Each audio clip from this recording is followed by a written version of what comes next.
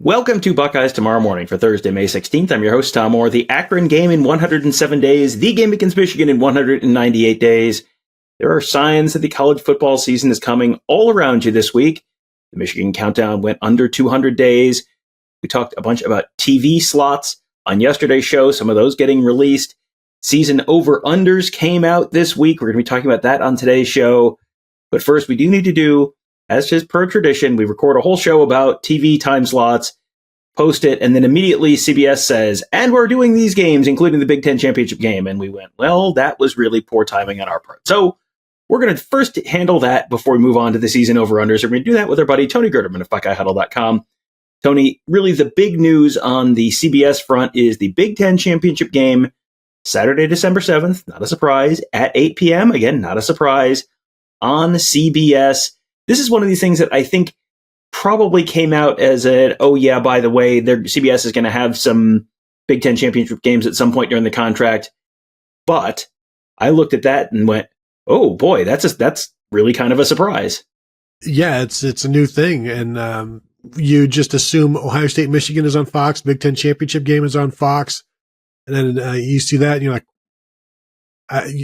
you kind of just drop it on us and as part of the rest of our schedule. Hey, look, we've got this game. Oh, yes. Also, kind of bearing the lead, we have the Big Ten championship game this year in prime time. Like, oh, who knew? And now we know.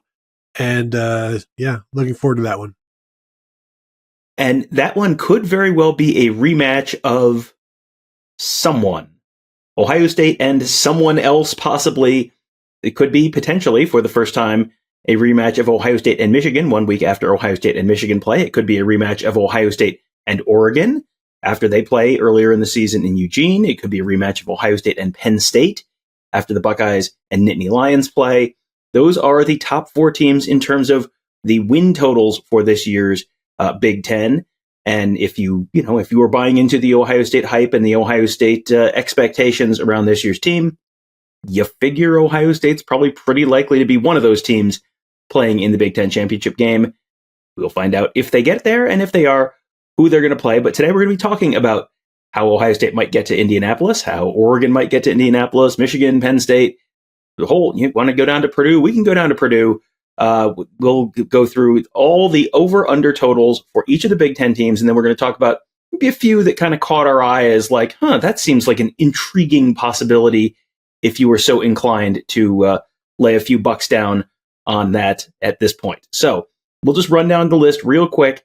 And just as a reminder, season win totals are just regular season. So this is just the 12 regular season games. This does not include a potential Big Ten championship game, a bowl game, a college football playoff game. This is just after November 30th. What is your record? How many wins do you have? And is it over or under this number?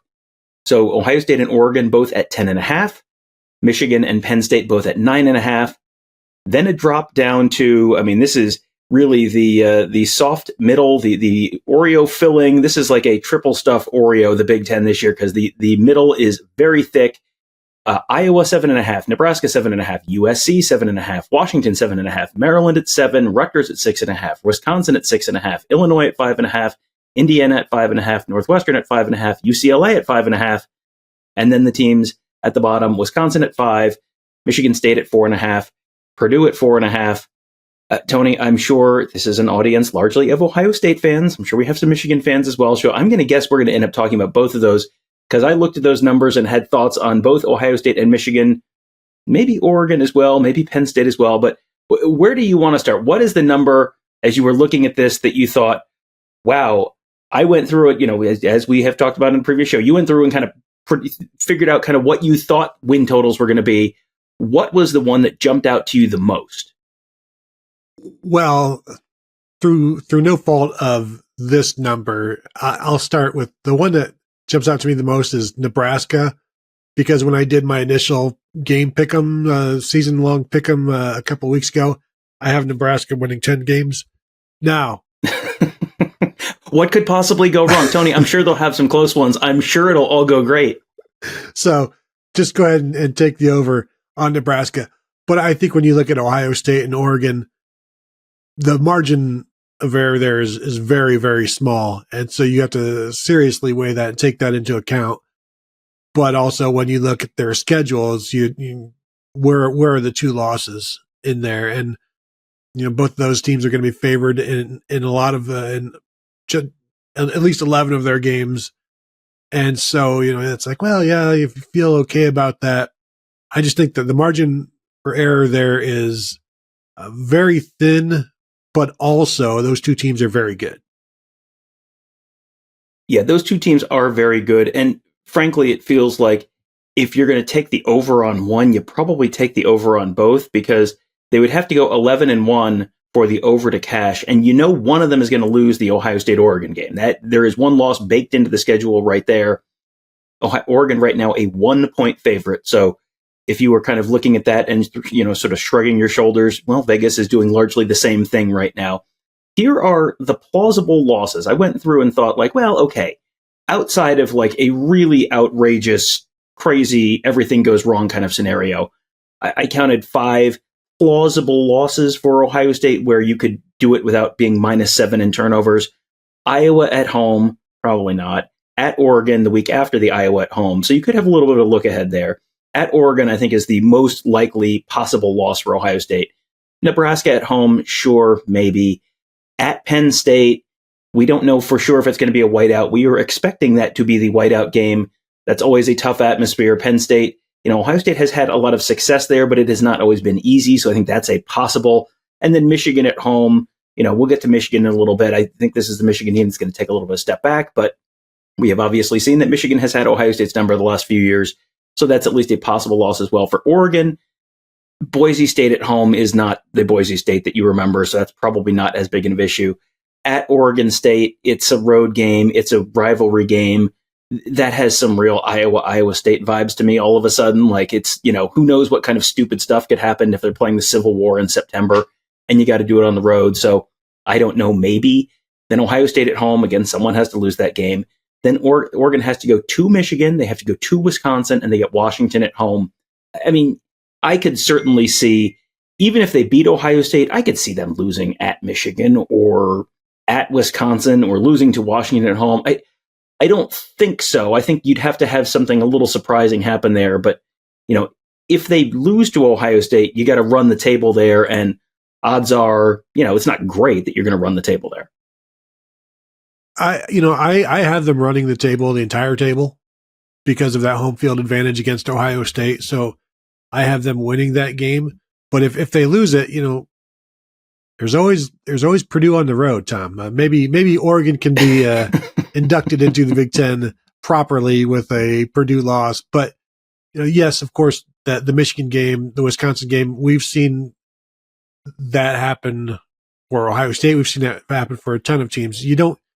Those are two venues that you can't assume a win, but these are, if you were to assume a win, these would maybe be the 2 years to do, or the 1 year to do it with both of those teams. We'll see what Wisconsin can become, but yeah, you wouldn't be shocked with a loss at either of those places. And so then it just becomes a matter of, with that win total being 10.5, are they more likely to lose 2 of those 3 games or win 2 of those 3 games? And I'm going to say win, but I don't feel great about it, because we'll see what is going on in the Big Ten the second half of the season, how Oregon is growing into it, or how the Big Ten is trying to keep up with them. Yeah, and as I said earlier, I think if you're going to take one over, you probably take both, because one of them is going to lose that game, and I don't think anyone has a real solid footing on which one is going to lose that Ohio State-Oregon game just yet. And if you take both of them, what are the odds that they both go under? It feels like that's pretty low, because so you're probably at worst splitting. You're kind of hedging a little bit with the opportunity for whoever loses that game to run the table in the other 11 and to hit both overs. So that would be how I would probably approach that. Now we go to the teams at 9.5, Tony. Michigan and Penn State. These are 2 fascinating conversations for kind of very different reasons. Which one do you want to do first, and which one do you have a stronger opinion on? Well, with my projections, and while I do some podcasting and writing on the side, I do make my money from gambling. Of course, as we know, the 900 number that everybody can call and get your 4-star locks in on. But with Penn State, I have them going under that number, and that's with a win at West Virginia to start the season off. But I'm probably not buying into USC, but maybe respecting them. And I have USC beating them. I have Wisconsin beating them. I have Ohio State beating them. And then the random surprise of Minnesota, the road game in Minnesota late in the year, something stupid like that. But even without that Minnesota loss, I still have them, under that 9.5. So I feel pretty good about that, mainly because of the schedule, and also they've lost some weapons, I think, in the passing game, and so I'm going to go under. And I know the listeners probably have some strong feelings about Michigan. I'm sure the listeners do have some strong feelings about Michigan. The Penn State one is interesting because they lost a wide receiver through the portal. I know there was a lot of concern around Drew Aller, and some of it was a little bit out of context this spring, but he's certainly not a sure thing there. They lost their all Big Ten, maybe All American left tackle last year. So there's definitely some guys to replace. The schedule is it's not that hard. You've got, you don't play Michigan, you don't play Oregon, you do play Ohio State, but you get them at home. Outside of the Ohio State game, they're probably favored in all of them. I mean, maybe at USC, maybe, but, maybe we'll get to USC later. I am not real high on USC. But, at West Virginia is not great. At USC, we'll see. At Wisconsin is still kind of a work in progress. So, yeah, Washington at home, Maryland at home. There's not a lot of teams favored to win more than 8 games on that schedule. So, on the whole, they should go over. But, how confident are you in, the Penn State offense and James Franklin's game management and all the other fun stuff that makes Penn State go 10-2 every single year? All right, Tony, let's talk Michigan. We have made people wait long enough. I don't think Michigan's going to be a bad team this year. I also have read their schedule, and I don't know where the idea of 9.5 wins comes from, because they have Texas at home. Texas, it should be a very good, very physical team. I think they're going to be able to probably hold up against Michigan. You got USC at home. I think Michigan probably wins that game, but that's not a gimme. You go to Washington. That's another one that I think Michigan could/should win, but that's a long road trip, and who knows, Tony, there may be a crown on the field. You never know what's going to happen when Michigan goes out to the West Coast. They've got Oregon at home. Oregon is considered, one of the national championship contenders this year. You got to go to Ohio State. Even if you just lose to Texas at home, Oregon at home, and at Ohio State, you're under. That's, with you beat USC, you win at Washington. This to me feels like there are, minimally, I mean, we can be real generous and call these 5 games coin flips, and you've got to go 3-2 in those coin flips and not lose another stupid one somewhere along the way. This feels to me like you're going to not get very good odds on the Michigan under pretty soon.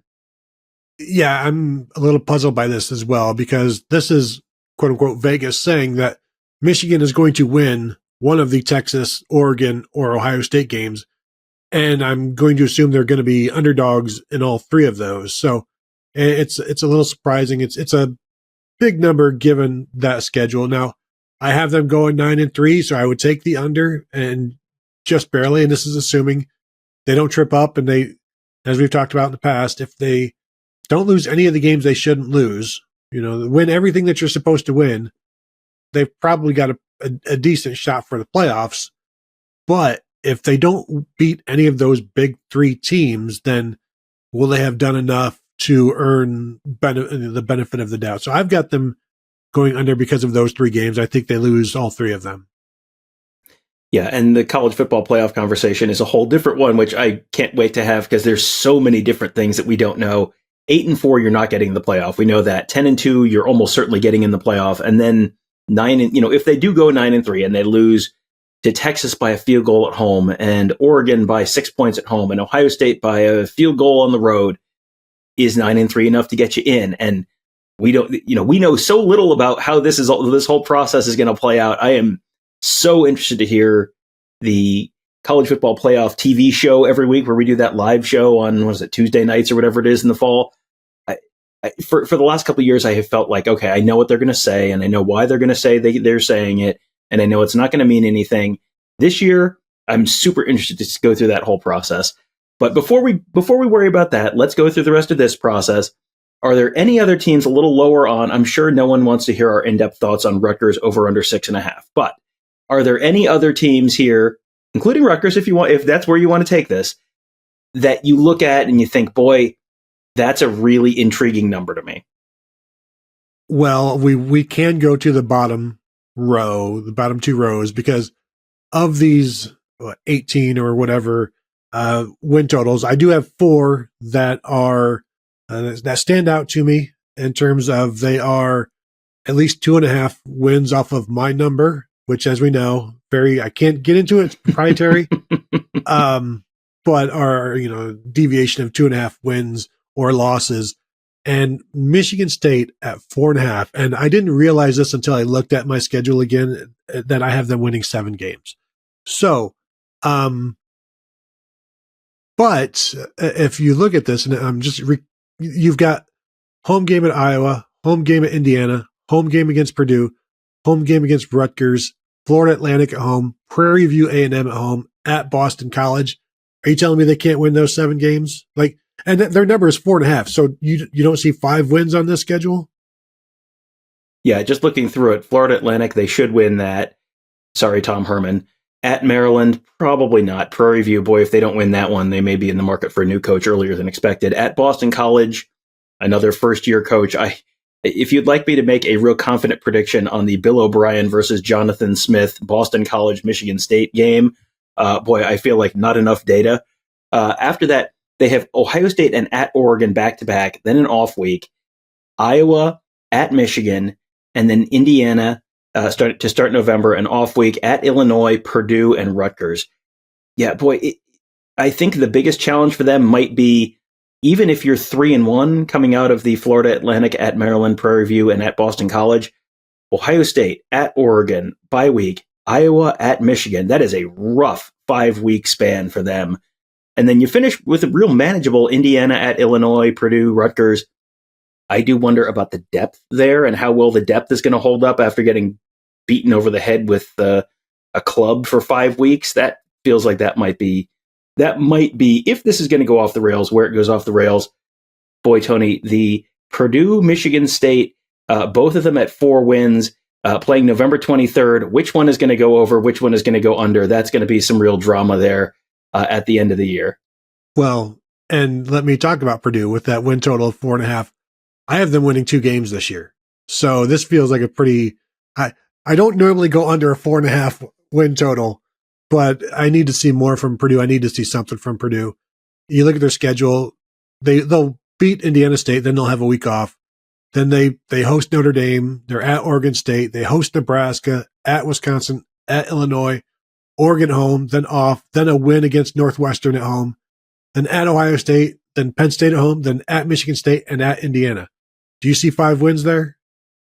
I don't think I do. That's pretty rough. And boy, the teams that have to play Ohio State and Oregon, especially Ohio State and Oregon in relatively quick succession, that just feels like that's going to go poorly, and then you're probably going to have some lingering hangover from that in the weeks following that maybe hurt your performance. So, well, there you go. You've heard about the very top of the Big Ten. You've heard about the very bottom of the Big Ten. Sorry, no time for the double stuff middle of 5 to 7.5 wins.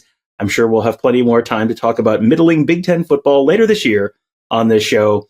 But for now, we will remind you, if you want to hear about teams that are not quite so middling in the Big Ten, a little better than average, I would say, you can check those teams out at BuckeyeHuddle.com. That's where Tony, Kevin, and I cover the team. Mark covers recruiting with our whole team of X's and O's gurus, making you a smarter football plan, plus a really fun and active community. Lots of conversation this week, including about these over-under totals on the Huddle Board presented by Jeff Ruby Steakhouse. We are offering our annual subscription sale right now, but 40% off your annual subscription if you sign up right now. Get access to all sorts of great insider content, including all of the great stuff that Mark and Kevin are producing, from the Southern Swing Recruiting Tour That's still going on for another, I think, week or so. There's a lot of stuff happening right now at BuckeyeHuddle.com. We hope to see you there. That'll do it for today. Thank you guys all for joining us. Have a great day. We'll talk to you tomorrow.